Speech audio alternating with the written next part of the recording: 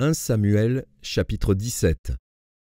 Les Philistins réunirent leur armée pour faire la guerre, et ils se rassemblèrent à Soko, qui appartient à Juda. Ils campèrent entre Soko et Azekah, à Éphes-Damim. Saül et les hommes d'Israël se rassemblèrent aussi. Ils campèrent dans la vallée des Térébintes, et ils se mirent en ordre de bataille contre les Philistins. Les Philistins étaient vers la montagne d'un côté, et Israël était vers la montagne de l'autre côté. La vallée les séparait. Un homme sortit alors du camp des Philistins et s'avança entre les deux armées. Il se nommait Goliath. Il était de Gath, et il avait une taille de 6 coudées et un empan. Sur sa tête était un casque d'airain, et il portait une cuirasse à écailles du poids de 5000 cycles d'airain. Il avait aux jambes une armure d'airain et un javelot d'airain entre les épaules. Le bois de sa lance était comme une ensouple de tisserand, et la lance pesait 600 cycles de fer. Celui qui portait son bouclier marchait devant lui.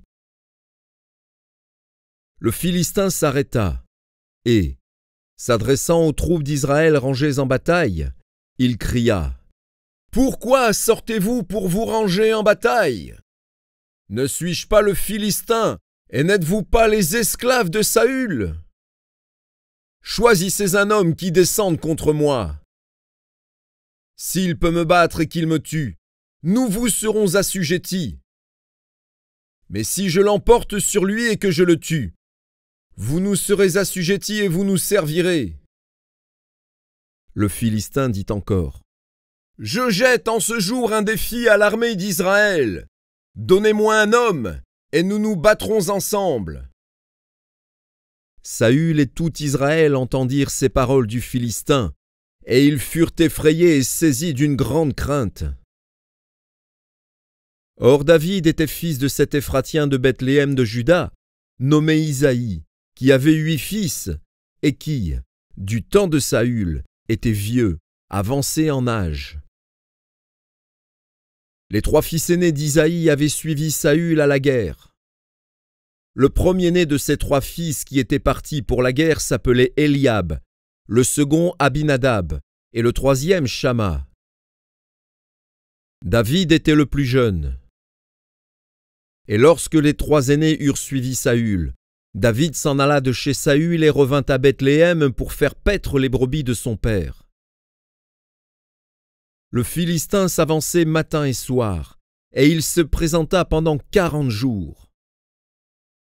Isaïe dit à David, son fils : « Prends pour tes frères cet épha de grains rôtis et ces 10 pains, et cours au camp vers tes frères. Porte aussi ces 10 fromages aux chefs de leurs milliers. Tu verras si tes frères se portent bien, et tu m'en donneras des nouvelles sûres. » Ils sont avec Saül et tous les hommes d'Israël dans la vallée des Térébintes, faisant la guerre aux Philistins. David se leva de bon matin. Il laissa les brebis à un gardien, prit sa charge et partit, comme Isaïe le lui avait ordonné. Lorsqu'il arriva au camp, l'armée était en marche pour se ranger en bataille et pousser des cris de guerre. Israël et les Philistins se formèrent en bataille, armée contre armée.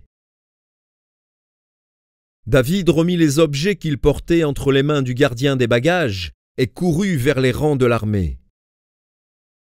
Aussitôt arrivé, il demanda à ses frères comment ils se portaient.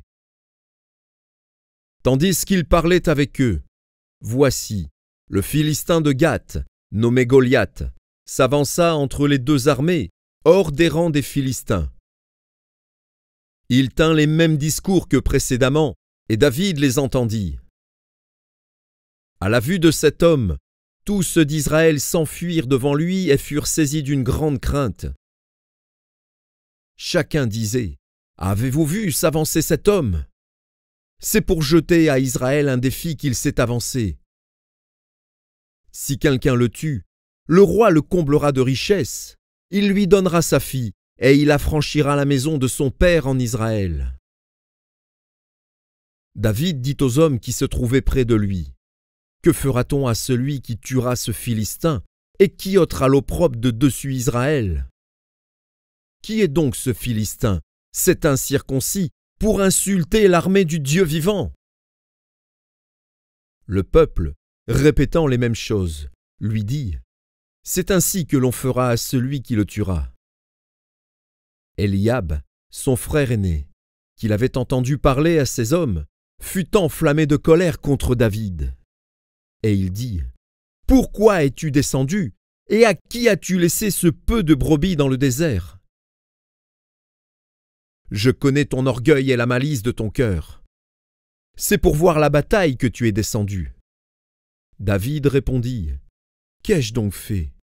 Ne puis-je pas parler ainsi? Et il se détourna de lui pour s'adresser à un autre et lui posa les mêmes questions. Le peuple lui répondit comme la première fois. Lorsqu'on eut entendu les paroles prononcées par David, on les répéta devant Saül, qui le fit chercher. David dit à Saül: Que personne ne se décourage à cause de ce Philistin. Ton serviteur ira se battre avec lui. Saül dit à David: Tu ne peux pas aller te battre avec ce Philistin, car tu es un enfant, et il est un homme de guerre dès sa jeunesse. David dit à Saül: Ton serviteur faisait paître les brebis de son père. Et quand un lion ou un ours venait en enlever une du troupeau, je courais après lui, je le frappais, et j'arrachais la brebis de sa gueule. S'il se dressait contre moi, je le saisissais par la gorge, je le frappais, et je le tuais. C'est ainsi que ton serviteur a terrassé le lion et l'ours, et il en sera du Philistin, de cet incirconcis, comme de l'un d'eux, car il a insulté l'armée du Dieu vivant. David dit encore: L'Éternel, qui m'a délivré de la griffe du lion et de la patte de l'ours, me délivrera aussi de la main de ce Philistin. Et Saül dit à David: Va, et que l'Éternel soit avec toi. Saül fit mettre ses vêtements à David. Il plaça sur sa tête un casque d'airain et le revêtit d'une cuirasse. David ceignit l'épée de Saül par-dessus ses habits et voulut marcher, car il n'avait pas encore essayé. Mais il dit à Saül: Je ne peux pas marcher avec tout ça, car je ne suis pas entraîné. Et il s'en débarrassa. Il prit en main son bâton, choisit dans le torrent 5 pierres polies, et les mit dans sa gibecière de berger et dans sa poche. Puis, sa fronde à la main, il s'avança contre le Philistin. Le Philistin s'approcha peu à peu de David, et l'homme qui portait son bouclier marchait devant lui. Le Philistin regarda, et lorsqu'il aperçut David, il le méprisa, ne voyant en lui qu'un enfant, blond et d'une belle figure. Le Philistin dit à David: Suis-je un chien pour que tu viennes à moi avec des bâtons? Et, après l'avoir maudit par ses dieux, il ajouta: Viens vers moi, et je donnerai ta chair aux oiseaux du ciel et aux bêtes des champs. David dit aux Philistins: Tu marches contre moi avec l'épée, la lance et le javelot. Et moi, je marche contre toi au nom de l'Éternel des armées, du Dieu de l'armée d'Israël, que tu as insulté. Aujourd'hui, l'Éternel te livrera entre mes mains. Je t'abattrai, je te couperai la tête. Aujourd'hui, je donnerai les cadavres du camp des Philistins aux oiseaux du ciel et aux animaux de la terre. Et toute la terre saura qu'Israël a un Dieu. Et toute cette multitude saura que ce n'est ni par l'épée ni par la lance que l'Éternel sauve. Car la victoire appartient à l'Éternel, et il vous livre entre nos mains. Aussitôt que le Philistin se mit en mouvement pour marcher au-devant de David, David courut sur le champ de bataille à la rencontre du Philistin. Il mit la main dans sa gibecière, y prit une pierre et la lança avec sa fronde. Il frappa le Philistin au front, et la pierre s'enfonça dans le front du Philistin, qui tomba le visage contre terre.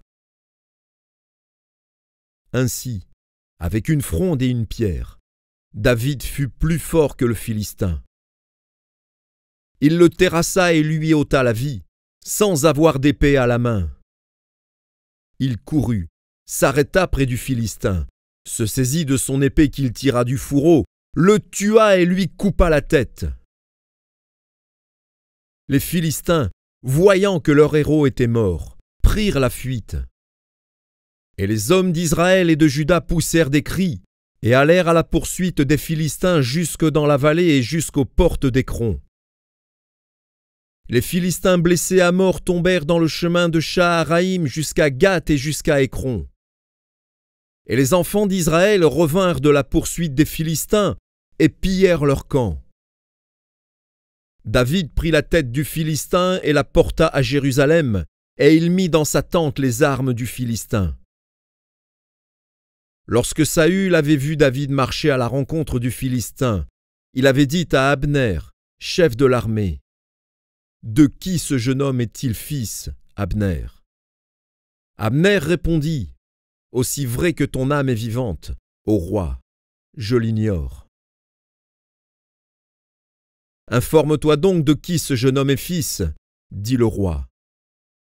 Et quand David fut de retour après avoir tué le Philistin, Abner le prit et le mena devant Saül. David avait à la main la tête du Philistin. Saül lui dit, « De qui es-tu fils, jeune homme ?» Et David répondit, « Je suis fils de ton serviteur Isaïe, Bethléemite. »